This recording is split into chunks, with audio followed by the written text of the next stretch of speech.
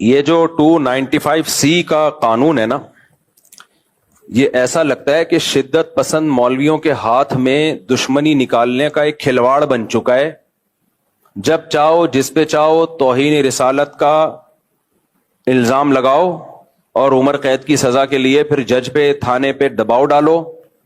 جج سزا نہیں سناتا تو اس کو قتل کی دھمکیاں، وکیل اس کو فیور کرتا ہے تو اس کو قتل کی دھمکیاں، کوئی اگر اس کے فیور میں بیان دے تو اس کو قتل کی دھمکیاں کہ گستاخ کا جو ہے یار بھی غدار ہے اور گستاخ کا یار کو بھی قصبی سر قلم کیا جائے گا. یہ اس وقت پاکستان میں چل رہا ہے.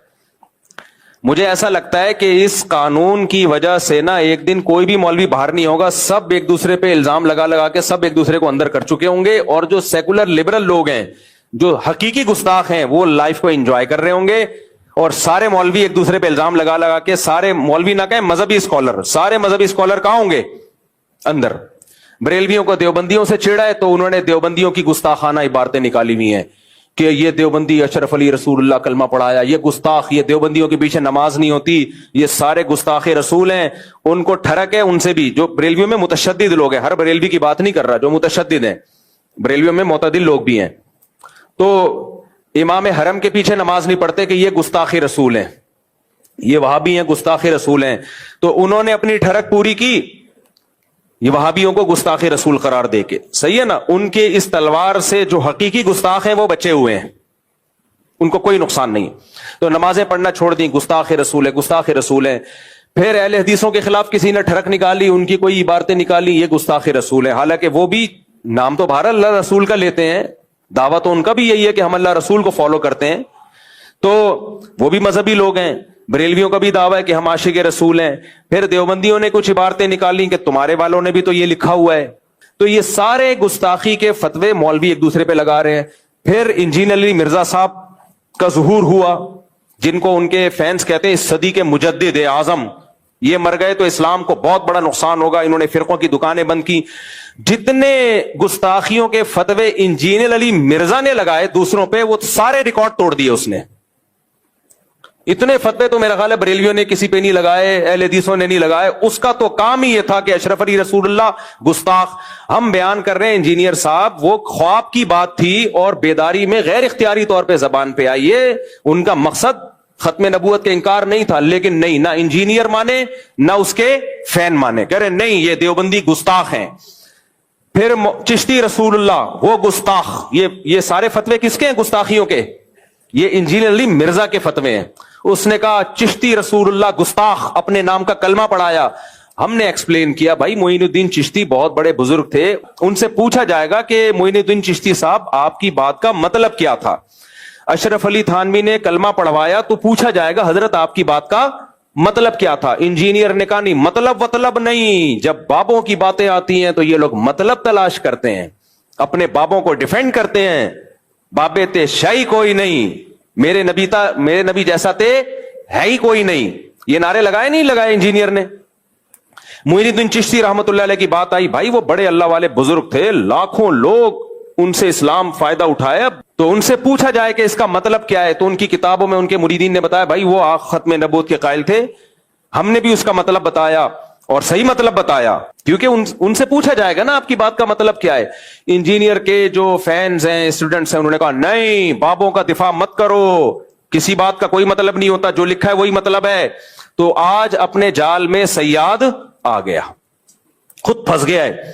تو یہ سارے منجن ہیں مذہبی اسکالروں کے گستاخیوں کے فتوے. جو منجن انجینئر نے جتنا بیچا ہے اتنا تو کسی نے نہیں بیچا. یہ منجن ہر وقت کیڑے نکالنا، لونڈے باز قرار دیا ہے بزرگوں کو اس نے معاذ اللہ. ان کے اعمال دیکھو، ان کی تہجد دیکھو، ان کی کتابیں دیکھو، انہوں سے جو اللہ نے دین کی خدمت لی ہے وہ دیکھو. کہ ان کو لونڈے باز قرار دینا یہ بہت بڑا جرم ہے. کسی مسلمان کو اغلام بازی کا مرتکب، لواطت کا مرتکب قرار دینا یہ جرم ہے. شریعت نے کہا ہے کہ اچھا محمل تلاش کرو. تو انجینئر کے فین کیا کہتے ہیں؟ انجینئر کے فینس نے کیا کہا؟ لو اپنے بابوں کا کیا کر رہے ہیں؟ دفاع کر رہے ہیں. بھائی شریعت کا حکم ہے کسی مسلمان کے عمل کی کوئی بات اگر وہ کرتا ہے اس کی بات کے 100 مطلب نکلتے ہیں، 99 غلط اور 1 صحیح. تو ہمیں کون سا مطلب نکالنا ہے؟ صحیح والا. یہ بابوں کا حکم نہیں ہے، یہ کس کا حکم ہے؟ اسلام کا حکم ہے. تو آج وہی بابا اپنے ہی ان فتووں کا خود ہی پھنس گیا ہے. ہم تو آج بھی انجینئر کو ڈیفینڈ کر رہے ہیں کہ انجینئر نے اگر عیسائیوں کے بارے میں یہ کہہ دیا, یہ میں ذرا پی لوں, کیا خیال ہے؟ مزہ نہ آئے پیسے واپس. یہ شہد بھی بلوچستان کے پہاڑوں کا خالص شہد ہے, دکان سے خریدا ہوا شہد نہیں ہے. ایک بات سمجھ میں آ رہی بات؟ بلوچستان کے پہاڑوں کا خالص چھوٹی مکھی کا, اور اس میں جو لیمن ڈلا ہے وہ میرے اپنے درخت کا لیمن ہے. آج جمعے کی نماز سے پہلے میں درخت سے لیمن توڑ رہا تھا, خالص آرگینک, کوئی یوریا نہیں ہے. مزہ نہ آئے تو پھر پیسے واپس ہوں گے کہ نہیں ہوں گے؟ مجھے پتا ہے آپ لوگ کو تکلیف ہو رہی ہے, اور یہ 1 گھنٹہ کم از کم لیمن اس پانی کے اندر پڑا رہا ہے, اس سے اس کی کڑواہٹ آئی ہے. لیمن کے چھلکے میں بہت سارے خزانے دفن ہیں, سمجھ رہے ہو؟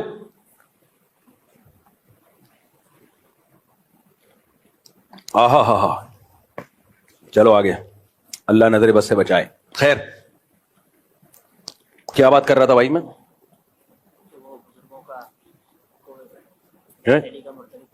ہاں, بزرگوں کو بدفعلی کا مرتکب اس بندے نے قرار دیا, اور چشتی کو کہہ دیا کہ اللہ کے نبی کا کلمہ پڑھا ہے, محی الدین چشتی رحمۃ اللہ علیہ کو. دجال کہا, پتہ نہیں کیا کیا کہا ہے. اتنے بڑے بڑے, خدا کے لیے تم کانپتے کیوں نہیں ہو یار؟ تمہیں اتنی زبان سے ایسے الفاظ نکالتے ہوئے تمہیں شرم کیوں نہیں آتی؟ اللہ کا خوف کیوں نہیں آتا؟ تو ہم تو بھائی ان کو بھی, ان کے بارے میں بھی کہہ رہے تھے کہ وہ گستاخ رسول نہیں ہے. ان کی سیرت اٹھا کے دیکھو, وہ گستاخ نہیں ہے. ان کی بات کا یہ مطلب ہے.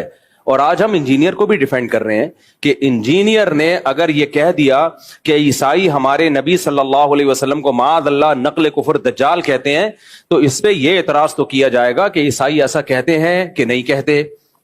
سمجھ میں آ رہی ہے بات؟ یہ اعتراض تو کیا جائے گا, تو آپ ریفرنس دیں وغیرہ وغیرہ. یہ اعتراض نہیں کیا جائے گا کہ انجینئر نے نبی کی توہین کی ہے, کیونکہ انجینئر علی مرزا نے خود معاذ اللہ نقل کفر نبی کو دجال نہیں کہا ہے, کسی اور کی طرف نسبت کی ہے کہ نبی کیا ہے, معاذ اللہ نقل کفر دجال ہے, معاذ اللہ. کسی اور کی طرف نسبت کرنے سے انسان توہین رسالت کا مرتکب نہیں ہو جاتا, 295C اس پہ نہیں لگتا. تو اس لیے ہم ان متشدد مولویوں سے کہتے ہیں کہ آپ کو بھی انجینئر کے خلاف جب اپنی دشمنی نکالنی ہے تو کسی جائز طریقے سے نکالو, 295C کا سہارا مت لو. یہ تو وہی کام کیا جو انجینئر کرتا رہا ہے بزرگوں کے خلاف, جس پر ہم اس پہ اعتراض کرتے رہے ہیں. تو آپ نے بھی وہی کام شروع کر دیا. پھر اس میں اور آپ میں فرق کیا ہو گیا؟ کیا فرق ہو گیا؟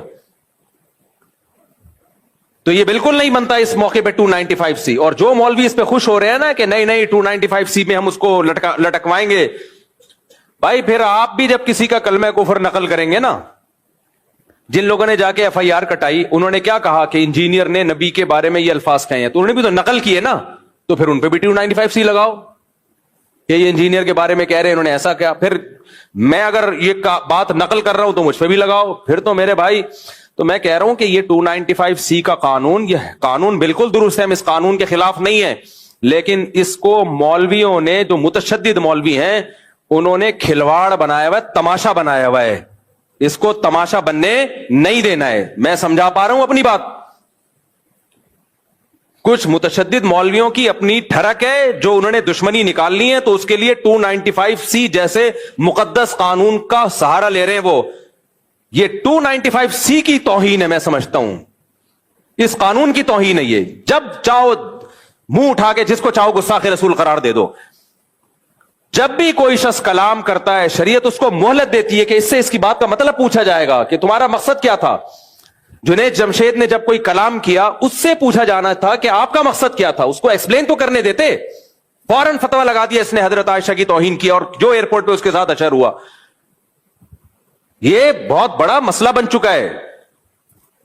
تو اس لیے یہ ذاتی دشمنیوں کا یہ جو ہے نا قانون, یہ کچھ مولویوں نے ذاتی دشمنیوں کا ذریعہ بنایا ہے. ہم ناموس رسالت سے بڑھ کر کسی چیز کو ویلیو نہیں دیتے. مسلمان جو بھی ہو عاشق رسول ہے, جو نبی سے محبت نہیں کرتا وہ مرتد ہے. تو اس لیے اس مسئلے میں بابانگ دوہل کہتا ہوں, چاہے انجینئر سے میرے 100 اختلافات ہوں, لیکن یہ جو 295C اس بیس پہ لگایا گیا ہے کہ اس نے عیسائیوں کے بارے میں یہ کہا کہ دجال ہے, معاذ اللہ نقل کفر, نبی کی طرف نسبت کی, عیسائیوں کی طرف, تو یہ توہین کا کیس نہیں بنتا اس پہ.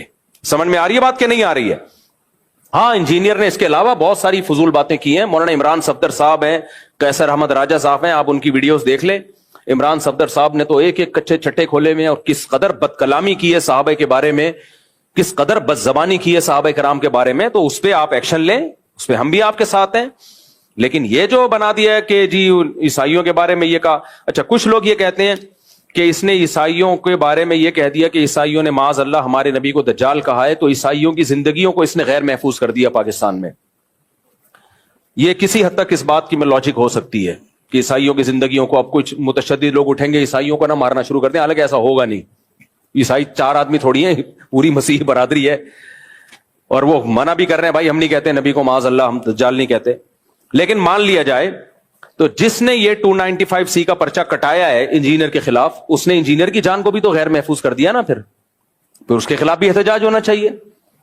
جب ہمارے ملک میں کسی پر گستاخی کا, گستاخ رسول کا فتویٰ لگتا ہے کہ یہ گستاخ ہے, تو آپ کا کیا خیال ہے اب اس کی جان محفوظ ہے؟ نہ اس کے کورٹ نے اگر سزا نہیں دی نا اس کو, تو عوام میں سے کوئی سرپھرا اٹھتا ہے اور اس کو اڑا دیتا ہے اور ہیرو بن جاتا ہے.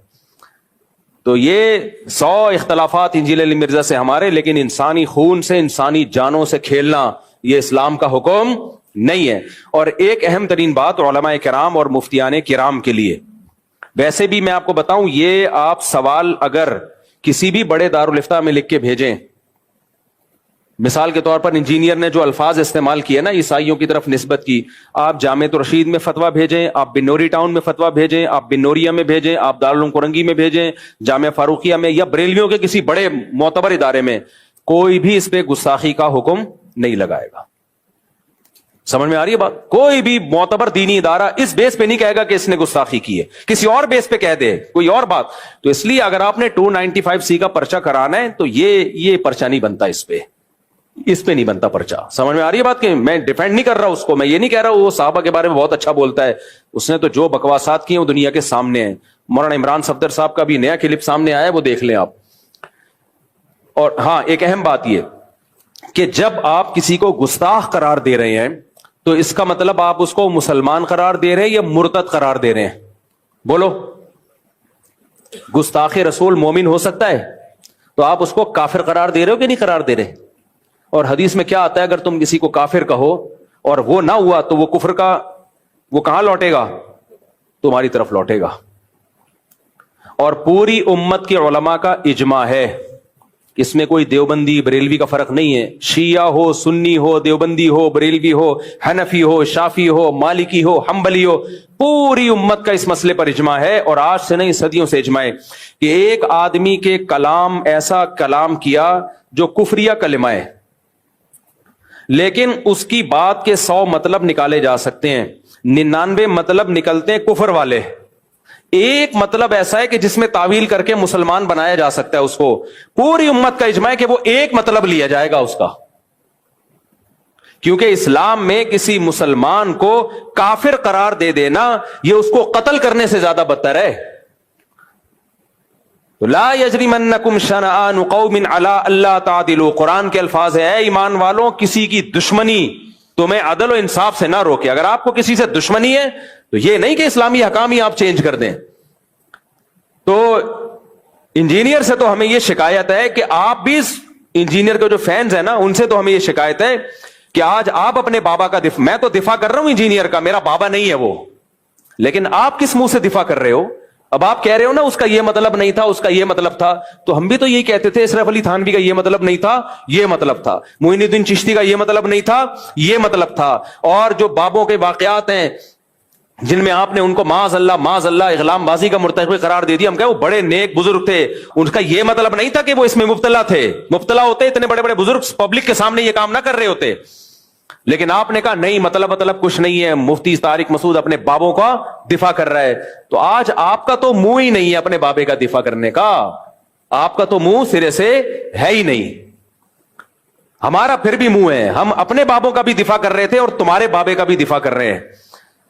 تو دفاع اس سینس میں کہ یہ والی جو شق ہے یہ غلط ہے, یہ نہیں لگ سکتی, 295C کا کیس نہیں ہے یہ. اور جو مولوی اس پہ خوش ہو رہے ہیں نا, نہیں 295 سے منجی ٹھوک دیں گے, تو میرے بھائی آپ کی اپنی کتابوں میں جو کچھ لکھا ہوا ہے نا اس سے آپ کی منجیاں زیادہ ٹھکیں گی, وہ اٹھنے دو ابھی. کیا ایک شاعر نے کہا ہے نا کہ سوف ترون اذا انکشف الغبار افرس تحت رجلک ام حمار. غبار چھٹنے دو پھر پتا چلے گا کہ تو گھوڑے پہ بیٹھا ہوا تھا یا گدھے پہ بیٹھا ہوا تھا. جب تک غبار ہوتا نا آپ تکڑ تکڑ دوڑتے ہوئے آ رہے ہو, لوگ سمجھتے ہیں بڑا تیز رفتار گھوڑا ہے, وہ غبار کی وجہ سے پتہ ہی نہیں چل رہا ہوتا, اور لوگ ویڈیو بنا رہے ہیں بھائی تگڑ تگڑ تگڑ. گھوڑا ایسے گدھا ایسے دوڑتا نہیں, لیکن غبار میں لگتا ہے کہ شاید دوڑ رہا ہو. جب غبار چھٹتا ہے پتہ چلتا ہے کم بخت تیز رفتار گھوڑا تو دور کی بات, وہ گدھے پہ آ رہا ہے. تو یہ جو 295C ذرا سی باتوں پہ گستاخی کے فتوے لگ رہے ہیں نا, یہ اگر مارکیٹ میں زیادہ ہو گئے, جو کہ ہو گئے ہیں, تو پھر کوئی بھی نہیں بچے گا. ایسے لوگ ہیں ہمارے علم میں, پورا زیور کھا گئی, سونا کھا گئی جو مہر میں دیا تھا, اور بھی چیک سائن کروا کے پوری جائیدادیں کھا کے آپ روڈ پہ گٹر کے ڈھکن پہ بیٹھے ہوئے اور 4 شادیوں کے فضائل بیان کر رہے ہیں. ایسے واقعات ہی ہوتے ہیں. تو ظاہر ہے آپ کو خیال ہوگا کہ یار اگر اللہ نے تو وعدہ کیا ہے کہ میں نکاح پہ غنی کر دیتا ہوں, تو یہ غنی تو نہیں ہو رہا ہے. ایسے واقعات ہیں, بچہ پیدا ہوا, پہلے ایک کا خرچہ نہیں تھا اور مسائل کھڑے ہو گئے. ایسے واقعات ہوئے ہیں, سمجھ میں نہیں آ رہی میرا خیال ہے بات. اسی طرح قرآن کہتا ہے وما من دابۃ الا علی اللہ رزقها, زمین پہ کوئی چوپایا ایسا نہیں ہے جس کا رزق اللہ کے ذمے نہ ہو. لیکن ہم دیکھتے ہیں جانور بھوک سے مرتے ہیں. سمجھتے ہو جانور بھی بھوک سے مرتے ہیں, ایسے جانور ہیں, انسانوں کی خطاؤں سے بھی مرتے ہیں. تو خوب سمجھ لیں قرآن میں جہاں بھی اس قسم کے وعدے ہیں اس کا مطلب ہے اگر میں چاہوں گا. اب سوال پیدا ہوتا ہے کہ اگر اللہ کے چاہنے سے یہ تو پھر وعدہ تو وعدہ نہ رہا نا. دیکھو آپ نے کسی مزدور کے ذمے ایک کام لگایا, مزدور کو آپ نے کہا کہ یار یہ 10 فٹ کا گڑھا کھود دے, میں تجھے 1 کروڑ روپے دوں گا. پہلے آپ نے کہا میں تجھے 1 لاکھ روپے دوں گا, اس نے کہا نہیں. آپ نے کہا چل 1.5 کر لے, اس نے کہا نہیں. آپ نے کہا 1 کروڑ دوں گا. ایک دم جوش میں آئے گا نا, اور ایک دم جوش میں آئے گا یار 10 فٹ گڈھے کے 1 کروڑ. آپ نے کہا اگر میں چاہوں گا. وہ کھودے گا, نہیں آئی بات سمجھنے. وہ کہے گا بھائی تو چاہے گا کیا مطلب, اگر تو نہیں چاہ. میں نے ایک صاحب سے پیسے کیونکہ چیز بیچی نا, تو پتہ نہیں 1 لاکھ کی تھی 1.5 لاکھ کی تھی. انہوں نے کہا میں آپ کو کل پیمنٹ دوں گا. میں نے کہا بھائی آپ مجھے کیا پتا یار, میں آپ کو جانتا نہیں ہوں, آپ مارکیٹ سے شارٹی ہو جاؤ. ہم بعض دفعہ اپنا بکرے بیچ کے آ رہے ہوتے ہیں, دمبا کسی کو پہنا کے آ رہے ہوتے ہیں, لوگ ہمیں پہناتے ہیں, پھر اپنے دوسروں کو پہنانا پڑتا ہے ہمیں. ٹھیک ہے نا. تو کہتے نہیں اللہ نے چاہا تو میں کل دے دوں گا. میں نے اگر اللہ نے نہیں چاہا تو میں کیا کروں گا بتا, میں تجھے کہاں تلاش کروں گا. اگر مجھے یقین ہو کہ اللہ چاہے گا کہ تو مجھے دے گا, اللہ چاہے گا کہ تو مجھے دے گا, تو میں 1 دن کیا میں 1 مہینہ انتظار کر لوں گا. لیکن اگر اللہ نے تو مجھے نہیں بتایا کہ میں چاہوں گا کہ نہیں چاہوں گا. اگر اللہ نے نہیں چاہا تو میں تو تجھے فون کروں گا بھائی میرے پیسے دے, تو کہے گا اللہ نے چاہا ہی نہیں. کیا خیال ہے ہمیں کیا ملے گا. اب جب ہم لوگوں کے بارے میں یہ بات سوچتے ہیں یار یہ کیوں اٹک رہا ہے یہاں پہ, یہ اللہ نے چاہا نا تو ہمارا مائک سسٹم ایک دن انشاءاللہ ٹھیک ہو جائے. تو اب شوگر ہے, صحیح ہو گیا, بس بیٹھ جاؤ, بڑے خراب نہ ہو جائے. تو اب سوال پیدا ہوتا ہے کہ اللہ نے جو اتنے وعدے کیے, یہ کرو گے تو یہ ملے گا, یہ دنیا کے وعدے, تو اس میں علماء کہتے ہیں ہر وعدے کے ساتھ یہ جڑا ہوا ہے انشاء. اللہ نے رزق کا وعدہ کیا اللہ کے ذمے, اور اللہ دے گا بشرطے کہ اللہ چاہے گا. تو اب اللہ چاہے گا ہی, پر جب چاہت پر ہی ہے تو پھر مطلب کیا ہوا. تو یاد رکھو یہاں جو اللہ چاہے کا مطلب وہ نہیں ہے جو ہم سمجھ رہے ہیں, اس کا وہ مفہوم نہیں ہے جو ہم کلام الناس میں, عام لوگوں کے کلام میں مفہوم لیتے ہیں. علماء کہتے ہیں جہاں بھی قرآن میں آتا ہے نا, قرآن میں آیا کہ مشرکین کو حدود حرم سے نکال دو, غربت کا خوف ہے تو اللہ چاہے گا تو غربت دور کر دے گا. تو یہاں اصل میں یہ سمجھایا جاتا, نکاح کرو, فقر کا خوف ہے تو اللہ چاہے گا تو فقر دور کر دے گا. یہاں اصل میں یہ فلسفہ سمجھایا جا رہا ہے کہ غنا اور غربت اس کا نکاح سے تعلق نہیں ہے, اس کا اللہ کی چاہت سے تعلق ہے. اگر نکاح اس خوف سے نہیں کیا کہ میرے پاس پیسے جمع ہو جائیں گے تو اللہ چاہے گا تو ہوں گے, نہیں چاہے گا تو نہیں ہوں گے. تو اللہ کی چاہت حاصل کرنے کے لیے وہ کام کرنا جو اللہ کی مرضی کے خلاف ہو, تو اس میں اللہ کہاں چاہے گا, اور اگر چاہے گا تو تمہارے نقصان کے لیے چاہے گا. پھر وہ سمجھ میں آ رہی ہے بات کہ نہیں آ رہی. اس کا تعلق کیلکولیشن سے, اسباب سے نہیں ہے, اس کا تعلق کس سے, اللہ کی چاہت سے. تو جب آپ کو پتا ہے کہ اس کی جیب سے پیسے میں اس کی مرضی کے بغیر نہیں نکال سکتا, تو اس کی نافرمانی کر کے اگر میں پیسے نکال بھی لیے میں نے, تو وہ پیسے مجھے راس نہیں آئیں گے, وہ میرے لیے فائدے کے بجائے نقصان. اور اگر اس کو خوش کر لیا اور یہ پیسے مجھے نہیں دے رہا, مجھے پتا یہ غیرت مند آدمی ہے, احسان فراموش نہیں ہے, اس کا مطلب نہ دینے میں میرا ہی فائدہ ہے, یہ مجھے کسی اور طرح سے آزما رہا ہے. سمجھ میں نہیں آ رہی بات, میرا خیال ہے.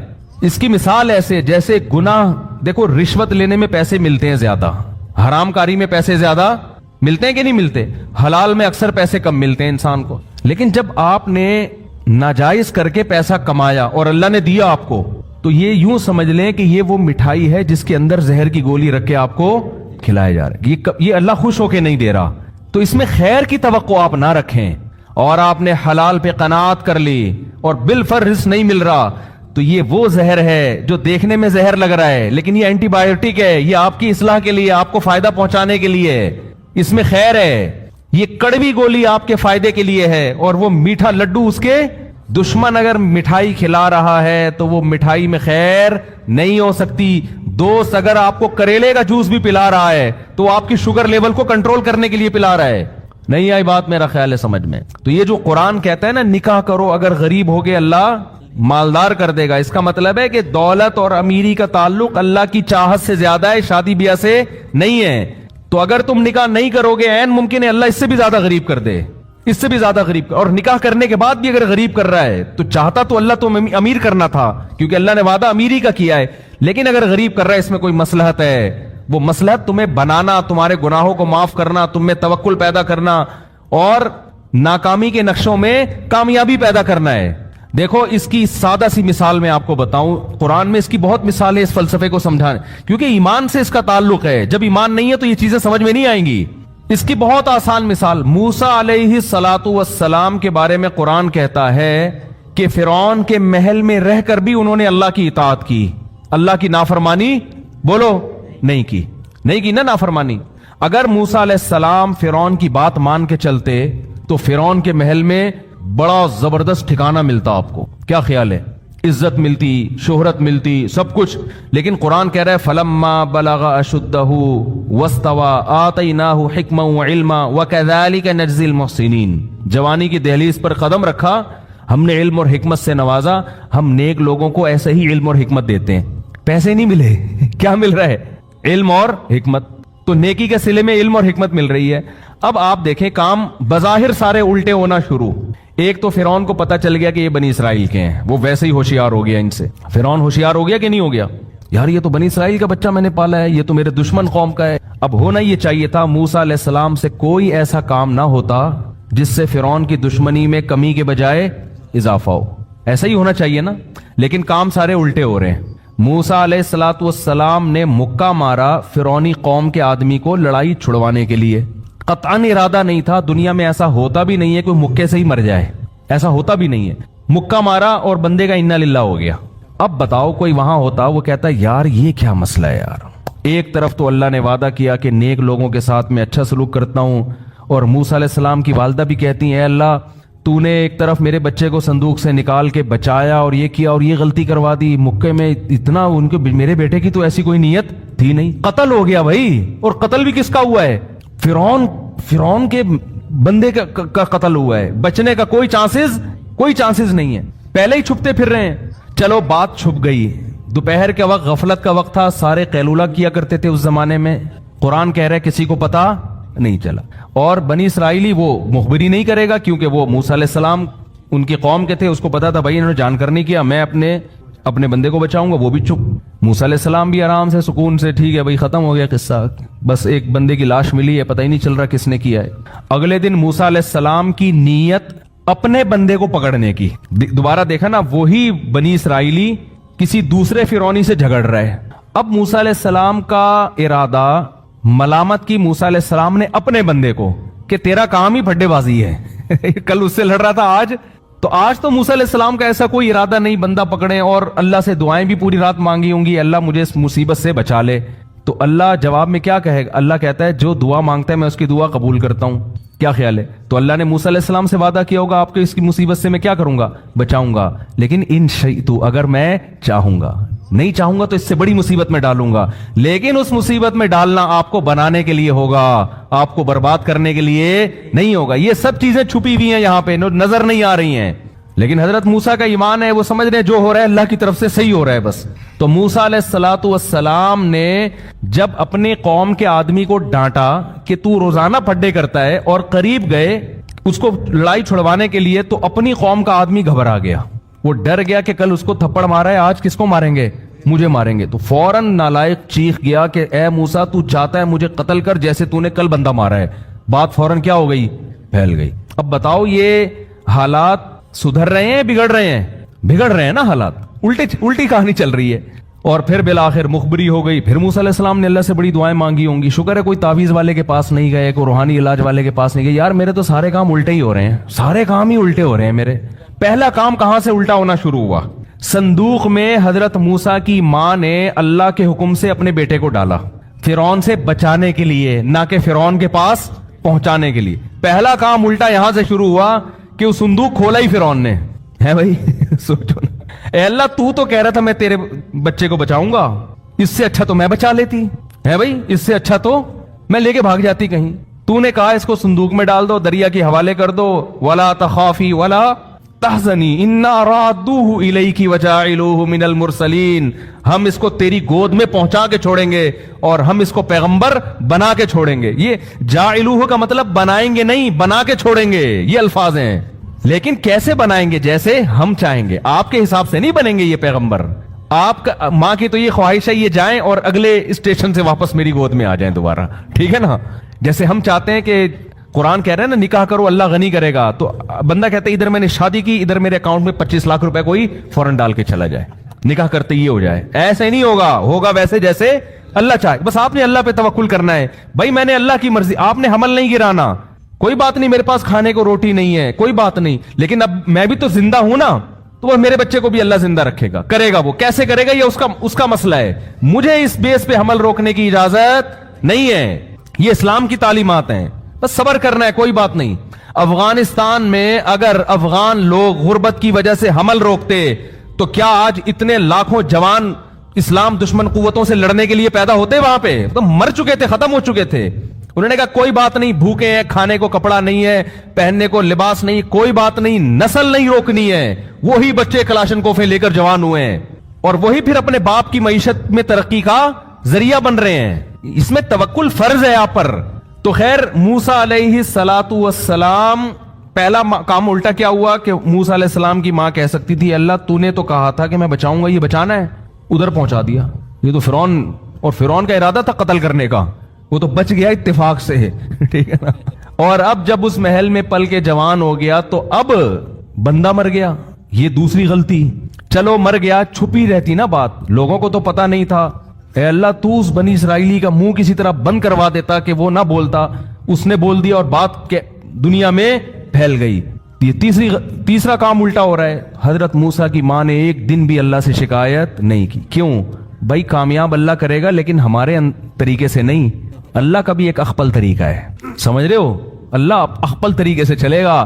اللہ آپ کے طریقے سے, آپ چاہتے ہو میرے حساب سے ہو, نہیں بھائی اللہ پہ توکل, اللہ پہ اعتماد, جیسے جیسے کہہ رہا ہے کرتے چلے جاؤ, اپنی ذمہ داریاں پوری کرو, باقی اللہ پہ اعتماد کرو. ناکامی میں بھی کامیابی اور کامیابی میں تو ویسے ہی کامیابی. ہم چاہتے ہیں اللہ کو اپنے حساب سے چلانا شروع کر دیں, پھر ٹینشن میں آتے ہیں میری وہاں شادی ہو کیوں نہیں رہی. اللہ نے جب وعدہ کیا ہے کہ تم نکاح کی کوشش کرو گے تو ہو جائے, وہاں ابے بھائی تو اللہ کے حساب سے چلے گا نا, جہاں وہ چاہے گا وہاں ہوگی نا تیری. اور میں اتنا پیسہ آ کیوں نہیں رہا میرے پاس, کیوں نہیں آ رہا؟ اللہ نے رزق کا وعدہ کر لیا ہے, اب وہ جیسے چاہے گا تمہیں دے گا. اگر وہ بھوکا مارنا چاہے گا تو اس میں اس کی کوئی مصلحت ہے, اس کی تقدیر سے آگے نکلنے کی کوشش نہ, تم اسباب پورے اختیار کرو. لیکن اللہ کی عادت یہی ہے کہ وہ مارتا ہے نہیں, چند واقعات ایسے ہو جاتے ہیں تاکہ لوگوں کی آزمائش ہو. علامہ آلوسی رحمۃ اللہ نے یہ جو آیت ہے نا ان یکونوا فقراء یغنیہم اللہ من فضلہ, اگر فقیر ہو گئے نکاح کرو اللہ غنی کر دے گا, اس آیت کے تحت لکھا ہے کہ اس کا مطلب ہے اللہ اگر چاہے گا, نہیں چاہے گا تو غنی نہیں ہوگے. لیکن انہوں نے کہا کہ مشاہدہ یہ ہے کہ اللہ اکثر چاہتا ہی ہے, ہوتا ایسا ہی ہے. کہیں کہیں اللہ اپنی قدرت دکھانے کے لیے تاکہ غیب پر لوگوں کو یقین رہے, کہیں کہیں ایسا کرتا ہے کہ اللہ امیر نہیں کرتا, لیکن اکثر ایسا ہوتا ہے. تو جہاں بھی قرآن میں اس طرح کی آیتیں ہیں نا ان میں اکثر ایسا ہی ہوتا ہے. جیسے اللہ کہتا ہے میں اس کا وعدہ کیا ہے, تو بھوک سے مرنے والے دنیا میں بہت کم ہیں. اکثر اسباب مال کے بالکل بھی نہیں ہوتے لیکن پراٹھے پھوڑ رہے ہوتے ہیں بیٹھ کے وہ. تو اللہ اپنا وعدہ پورا کرتا ہے اس طریقے سے. اور میں نے دیکھا ہے غریب لوگ ہیں, خاندان ہے, وہ کھا رہے ہیں سب, کہیں نہ کہیں سے انتظام اللہ تعالیٰ کر دیتے ہیں ان کے لیے. ایسی ایسی جگہ سے رزق آتا ہے, انسان حیران ہوتا ہے. وَيَرْزُقُهُ مِنْ حَيْثُ لَا يَحْتَسِبُ, قرآن کہتا ہے وہاں سے دوں گا جہاں سے گمان نہیں ہوگا. اور ہم چاہ رہے ہیں یہاں سے روزی ملے, نہ جہاں سے میں چاہوں گا وہاں سے دوں گا. اور ویسے بھی ہماری جو بنیادی ضرورت ہے وہ بھی میں بتاتا ہوں ہے کیا. تو موسیٰ علیہ الصلوۃ والسلام سے قتل ہو گیا, یہ الٹا کام ہو گیا. پھر اگلے دن بات پھیل گئی, یہ غلط ہو گیا. پھر فرعون نے قتل کا فیصلہ کر دیا. یہ سارے کام کیا ہو رہے ہیں؟ موسیٰ علیہ السلام کہہ سکتے ہیں میں تو دعائیں مانگ رہا ہوں, اللہ تو بات بھی لیک آؤٹ ہو رہی ہے اور میرے قتل کے فیصلے بھی ہو رہے ہیں, تو میری تو دعائیں قبول نہیں ہو رہی, کسی نے کچھ کر دیا یقیناً. یہ تو پکا ہماری لگتا ہے وہ دن خالہ آئی تھی گھر میں, وہ ایسے دیکھ کے گئی تھی, ان کا مسئلہ ہے, وہ کچھ تکیے کے نیچے رکھا تھا انہوں نے, مجھے لگ رہا ہے سارا وہاں سے سیٹ اپ خراب ہو رہا ہے. کچھ بھی نہیں, وہ کہہ رہے ہیں بھائی جو اللہ کا کام ہے وہ اللہ کرے گا, جو میرا کام ہے میرا کام ہے بھائی اس سے بچو, اس مصیبت سے. تو اب میں موسٹ وانٹیڈ بن گیا ہوں, مجھے یہاں سے جانا پڑے گا, نکلو یہاں سے. ابھی نبوت نہیں ملی تو وہاں سے نکل گئے. اب کہاں جائیں پتہ ہی نہیں چل رہا, مدین کی طرف چلے گئے. اتنا لمبا سفر, لیکن اور زندگی کا اس کے علاوہ اور کوئی سبب نہیں ہے, ورنہ تو یقیناً قتل کیے جائیں گے. تو اب جیسے تیسے بھائی جاؤ, رسک لو. مدین پہنچے ہیں. اب کل ایک وہاں مکہ مکرمہ سے تبلیغی جماعت میں ایک بڑے عالم آئے, بڑی زبردست بات کی انہوں نے بیان میں. مکہ سعودی ہیں, وہ 40 سال سے تبلیغ میں لگے ہوئے ہیں. تبلیغ میں سعودی عرب کے عرب بہت زیادہ ہیں.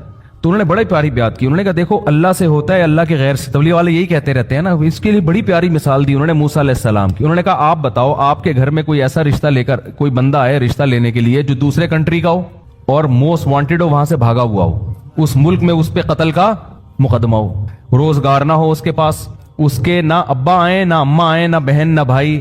ایسے اجنبی اگر شادی کرنا چاہے گا ہو جائے گی اس کی شادی.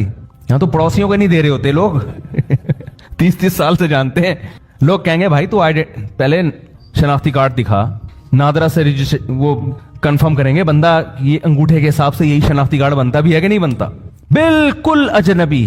لیکن موسیٰ علیہ السلام, ہر انسان کی ضرورت ہے بھائی, یہ نکاح تو ہر آدمی کی ضرورت ہے نا, ورنہ برائیوں کی طرف جائے گا وہ. تو موسیٰ علیہ السلام کی بھی ضرورت, اور موسیٰ علیہ السلام کتنی ٹینشن میں کہ یار میرا تو یہاں کوئی انتظام ہو ہی نہیں سکتا. لیکن جو کام ان کے کرنے کا ہے اس میں کوتاہی نہیں کر رہے. جو اللہ کے کرنے کا ہے وہ کس پہ چھوڑا ہوا ہے؟ اللہ پہ. ان کے کرنے کا کام تھا بھائی خدمت کر لو. فی الحال خدمت کی 2 لڑکیوں کی, انہوں نے ابا کو جا کے بتایا, ابا نے گھر بلا لیا. ایسا انتظام ہوا ہے کہ کہہ رہے ہیں ان 2 بیٹیوں میں سے جس سے چاہتے ہو آپ کا نکاح کرتا ہوں میں. اريد ان انكحك احدى ابنتي هاتين, ان 2 میں سے اشارہ کر کے کہا جس سے بولو گے آپ کا نکاح کرا دوں گا. تو یہ صاف اس بات کی علامت ہے کہ اللہ کچھ کرنے میں گراؤنڈ ریئلٹی کا محتاج نہیں ہے, زمینی اسباب کا محتاج نہیں ہے. جہاں اللہ آرڈر دے رہا ہے تو وہاں آپ کو وہ کام کرنا پڑے گا. اس میں آپ یہ نہ دیکھو کہ 3 بچے ہیں تو چوتھا ہو گیا تو کہاں سے کھائے گا, تو 5واں ہو گیا. یہ اللہ کا حکم ہے بھائی, اللہ پہ توکل کرو. وہ چاہے گا آپ کے منہ سے نوالا چھین لے گا, ایک بھی بچہ نہیں ہوگا آپ کا. آپ کما رہے ہوگے, سڑکوں پہ سو رہے ہوگے. وہ نہیں چاہے گا تو آپ کے 25 بچے ہوں گے, سب کو کھلائے گا, وہ کباب پراٹھے کھلائے گا صبح شام. تو یہ چھوڑ دو اللہ پہ. آپ کے کرنے کا کام ہے دعا مانگنا, رزق تلاش کرنا, روزی تلاش کر. اس میں سستی نہ کرو آپ. سمجھ میں نہیں آ رہی بات تو بتا رہے تھے, مولانا بھی ایسے لبرل بن رہے ہیں, عجیب عجیب سے مولوی مارکیٹ میں آ رہے ہیں, وہی ماحول سے متاثر ہو گئے. وہی بات جو گورا کر رہا ہے اور پورا خاندانی نظام تباہ کر دیا گورے نے, یہ فضول باتیں کر کر کے. اللہ پہ اعتماد توکل تو بالکل مارکیٹ سے شارٹ ہو گیا ہے. اسی وجہ سے دلوں میں سکون کیا کر لیا اللہ نے, چھین لیا. اللہ کہتے ہیں تو اپنے دل کو میرے حوالے نہیں کرتا نا, تو ان اسباب میں الجھاتا ہے, تو اب انہی سے مانگ. پھر جا کے تو سمجھتا ہے کاروبار سے ہی ملے گا, تو اب تو کاروبار کے حوالے ہے. اسی کو خدا بنا لیا نا, وہی دے گا. تو سمجھتا ہے کہ میں نسل روکوں گا تو کم بچے ہوں گے تو خرچہ کم ہوگا تو پیسے زیادہ بچا لوں گا, تو اب تو انہی کے حوالے ہے. مجھ سے امیدیں بولو نہ لگا. جیسے موسیٰ علیہ السلام کو تو اللہ اپنی نگرانی میں رکھا ہوا ہے نا. اللہ کہہ رہے ہیں جو ہو رہا ہے ہونے دو, بس تم نے جو کام کرنا ہے, جو میں نے ذمہ لگایا وہ کرتے رہو. تو آخر تک اللہ نے ایسا کامیاب کیا کہ شادی بھی ہوئی, بچے بھی ہوئے, اور جو ناممکن کام تھا فرعون کی سلطنت اکھاڑ کے زمین پہ پٹک دی اور موسیٰ بادشاہ بن گئے ہیں بھائی. بنی اسرائیل کی قیادت کس کے ہاتھ میں آ گئی؟ موسیٰ کلیم اللہ کے ہاتھ میں. وجہ کیا ہے؟ جیسے جیسے کہا جا رہا ہے ویسے ویسے. تو آپ بھی اگر سکون چاہتے ہو نا میرے بھائی, جیسے جیسے اللہ کہہ رہے ہیں ویسے ویسے کرتے رہو, ٹینشن نہ لو. بولو جو ہو رہا ہے صحیح ہو رہا ہے. مریم علیہ السلام کو جیسے جیسے اللہ نے کہا ویسے ویسے کر رہی ہیں. کہا بچہ لے کے قوم کے پاس چلی جانا, اشاروں سے کہہ دینا کہ میرا روزہ ہے. خدا نہ خواستہ آج کسی خاتون کی اس آزمائش میں آتی کہتی اللہ میں کیسے کہہ دوں, میں کیسے کہہ دوں. وہ بولیں گے آج ہی روزہ رکھنا تھا. وہ اللہ سے بحث کرنا شروع کر دیتی نا, میں کیسے جا کے بولوں گی کہ بھائی میرا آج روزہ ہے. وہ لوگ کہیں گے آج ہی روزہ رکھنا تھا. لیکن مریم علیہ السلام اللہ پہ اعتراض نہیں کر رہی ہیں, جیسے جیسے اللہ کہہ رہے ہیں ویسے ویسے کر رہی ہیں وہ. تو موسیٰ علیہ السلام کا نکاح بھی ہو گیا. پھر اور الٹا کام دیکھو, اب تھوڑی راحت ملی, سکون ملا, 10 سال بکریاں بھی چرا لی, روزی بھی مل گئی, پیٹ ویٹ بھی بھر گیا, بھائی اب انتظام ہو گیا سب چیزوں کا. اب واپس جا رہے ہیں کہ بھول بھلائیاں ہو گیا 10 سال پرانا کیس کون جانتا ہے بھائی, 10 سال پرانا. مجھے اس واقعے میں مزہ اتنا آتا ہے نا کہ میں 20 دفعہ بیان کر چکا ہوں, لیکن دل چاہتا ہے یہ اتنا اس واقعے میں عبرت ہے نا, ایسا مزہ ہے موسیٰ علیہ السلام کے واقعات میں. قرآن نے سب سے زیادہ جس پیغمبر کا تذکرہ کیا ہے وہ سب سے زیادہ. تو اب واپس جا رہے ہیں, راستہ بھلا دیا اللہ نے. الٹا کام ہو گیا کہ نہیں ہو گیا؟ بولو بھائی, بتاؤ یار. ہم ہوتے ہیں, ہم چل کے کہتے یار میرا تو جب بھی کوئی کام سیدھا ہونے لگتا ہے کوئی غیبی طاقت الٹا کر دیتی ہے کام. یہ میرے ساتھ تو یہی ہو رہا ہے نا, لوگ آ کے بتا رہے ہیں مفتی صاحب جس کام میں ہاتھ ڈالو الٹا ہو جاتا ہے کام. کہہ رہے صحیح چل رہا ہوتا ہے, جب میں شروع کرتا ہوں الٹا ہو جاتا ہے. میں کہتا ہوں تو 6 فٹ کا آدمی ہے, ہٹا کٹا لال ٹماٹر, اس کا مطلب تیرے سارے کام صحیح ہو رہے ہیں, ورنہ تو ایسا نہ ہوتا. میری صحت ایسی نہیں ہے جیسی تو نے بنائی ہوئی ہے, تو اس میں سب صحیح ہو رہا ہے تبھی تو اتنا موٹا تازہ ہو گیا. تو خراب ہو رہا ہوتا تو مر چکا ہوتا اب تک.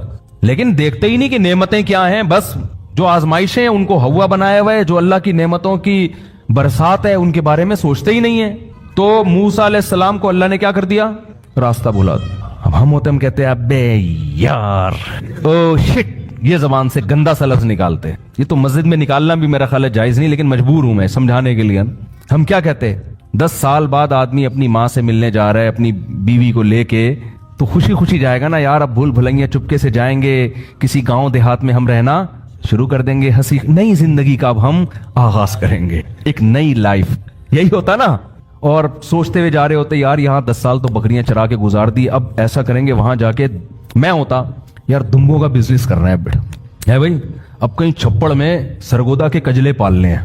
میرے دماغ میں نا کجلا مسلط ہوا ہے. آج بھی میں منڈی گیا, کیونکہ ہمارا ابھی چھوڑو یار, پھر اپنے پرسنل قصے لے کے بیٹھ جاتا ہے. میرا خاندانی دمبا تھا, مارتا بہت تھا, بیچ دیا ہم نے, لیکن اب وہ ویسا مل نہیں رہا ہمیں. تو وہ گارڈ کو مارا اس نے, ہمارا جو گارڈ ہے شمس, اس کو سنائی نہیں دے رہا تھا 3-4 دن تک نا. میں بات کرتا, ادھر سے بات کرو تو جواب دے گا, ادھر اس طرف سے بات کرو تو جواب ہی نہیں دے گا. تو کہنے لگا دمبے نے مارا ہے. بہت ٹارزن بن گیا تھا, پھر ہم نے بیچ دیا اس کو. لیکن اب اس ٹائپ کا مل نہیں رہا. تو شیخ چلی کی طرح نا ہم سوچ رہے ہوتے, شیخ چلی نا سر پہ انڈے رکھ کے جا رہا تھا, تو اس کے جو سیٹھ نے اس کو سر پہ انڈے رکھوائے. پہلے دیسی انڈے ہوتے تھے, ان سے چوزے بھی نکلتے تھے.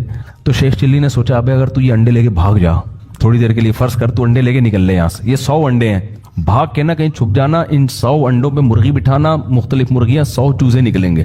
پھر کچھ نر ہوں گے کچھ مادہ ہوں گے, تھوڑے بڑے ہو جائیں گے تو مرغے بیچ دوں گا, مرغیاں رکھوں گا, پھر بریڈنگ ہوگی اس سے, پھر اتنے انڈے کیلکولیشن کرتے کرتے پھر ایک دن آئے گا میرا پورا پولٹری فارم ہوگا.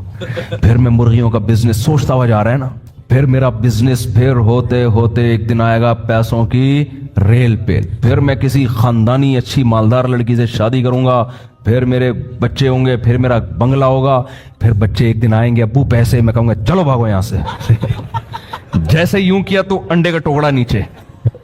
تو سیٹھ نے کہا کہ نالائق, اگر تیرا پاؤں کہیں ٹھوکر لگی ہوتی اس پہ انڈے گرے ہوتے تو میں کہتا غلطی, تو نے تو خود یوں کر کے گرایا ہے, پیسے نکال. وہ کہتا تو اپنے انڈوں کو سوچ رہا ہے, میرا پورا خاندان تباہ ہو گیا.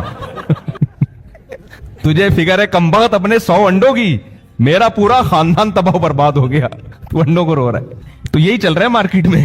شیخ چلی کے منصوبے نہ بناؤ بھائی, جو اللہ جو جیسے جیسے اللہ کہہ رہا ہے کرتے چلے جاؤ, بزنس بھی کرو. یہ بہت زیادہ سوچنے کی ضرورت نہیں ہے, ملے گا اتنا جتنا اللہ چاہے گا, ورنہ ایسا نہ ہو کہ پورا کنبہ ہی تباہ ہو جائے آپ کا. ٹینشن انسان اس وقت لیتا ہے جب اللہ سے آگے نکلنے کی کوشش کرتا ہے, جو کہ لوگ کر رہے ہیں.